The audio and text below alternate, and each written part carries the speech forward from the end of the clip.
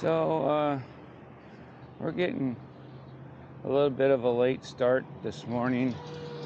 It's like 8:30. The weather's kind of nice here. It's overcast, and it's next several days is lightning and thunderstorms. But today's ride's going to be a lot different than what you might expect. So we'll just kind of sit back here a little bit and see what the heck am I talking about.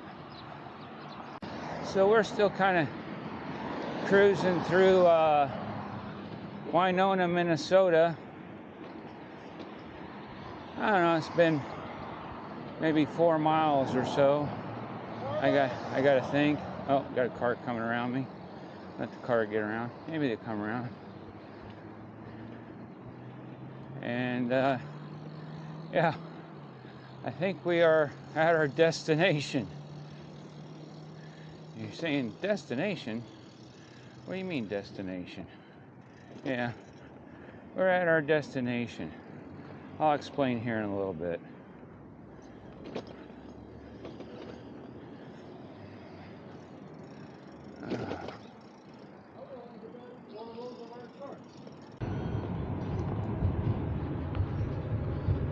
So, mode of transportation changed.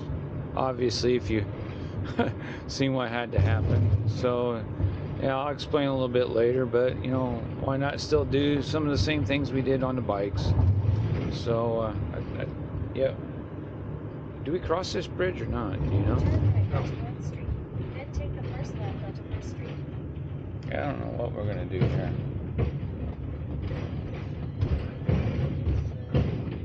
At the stop sign, In the small turn town of left onto 1st Marquette, Street. this is actually one of the towns that we were going to come through on the bikes.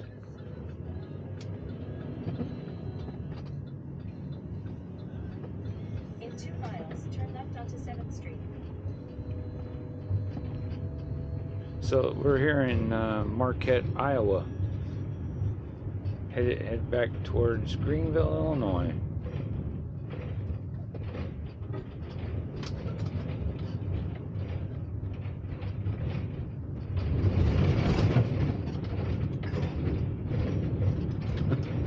This thing is loud and clunky.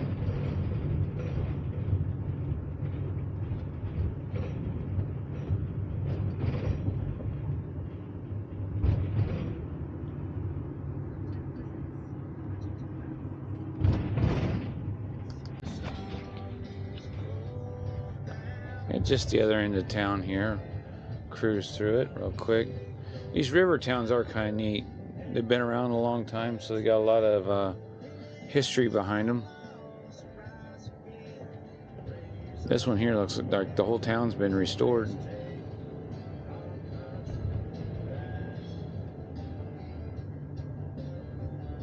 In half a mile, turn left onto 7th Street.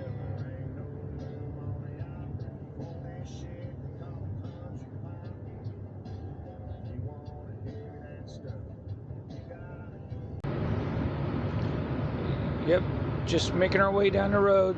Slightly different than what we did yesterday. We're in Illinois, by the way. So we're getting pretty close to the end of the ride for today. Probably the longest one we've done so far. Well, no, I think the Montana one was a little longer. Hold on.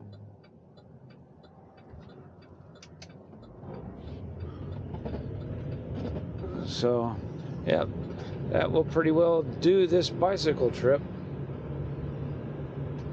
So by now you probably recognize that John and I had made it back to my place.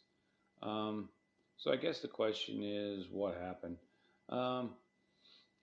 Prior to the trip, I had 2 incidents with dehydration, and so I was worried about that. Now we were drinking plenty of water, doing all the things that we were supposed to, but one of the things that night, we had the Weather Channel on, and we saw the forecast for the basically the central and southeast portion of the United States, and they were showing 95 to 100 degrees, basically starting where we were at in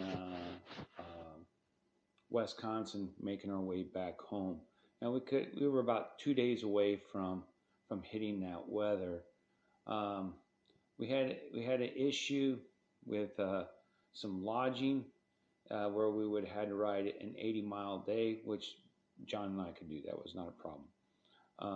But then we started looking at just that exposure, and given the fact that we had to make quite a few unplanned changes, we decided to play it safe for the health reasons.